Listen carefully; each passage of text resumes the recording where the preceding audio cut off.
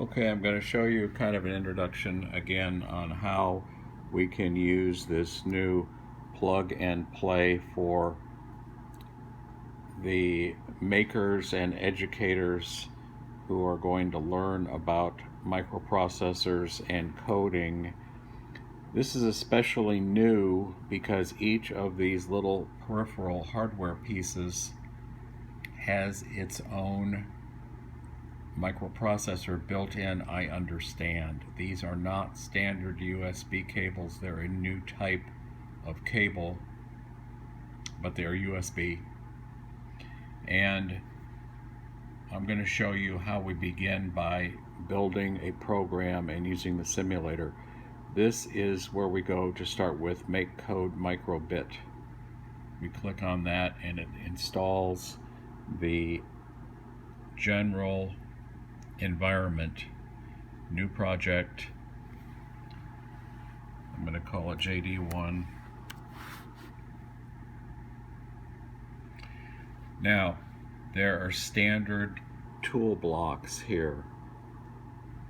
We can look at this in JavaScript and in Python also, but I'm going to show you in tool blocks how we install our JACDAC extensions. Some people call them libraries. Go down to that, do JACDAC.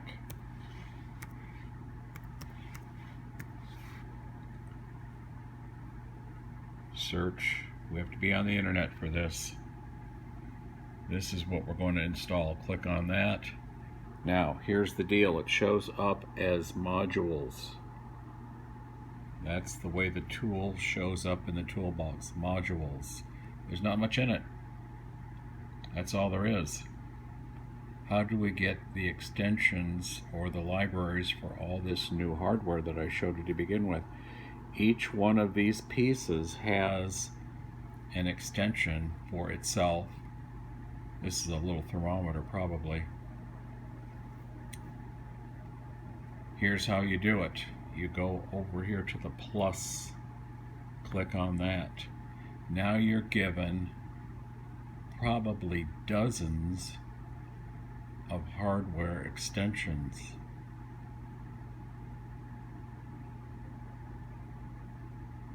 Look at all these different extensions. Normally in MakeCode we just install one extension right here and it has all the blocks, but in this case you have to choose your hardware because there's so much of it. Let's choose servo. Now we're told, look, here's our simulator, here's the on-off button, and here are add blocks. If I add blocks, then look what just happened. Here are my servo blocks that I just installed. Now I can click on that, bring that up, go back, pick up more. In a previous video I showed you how to uninstall extensions that you don't want, and you can see why you would want to do that, because there are a lot of extensions that are going to end up in your toolbox if you don't uninstall some of them later on.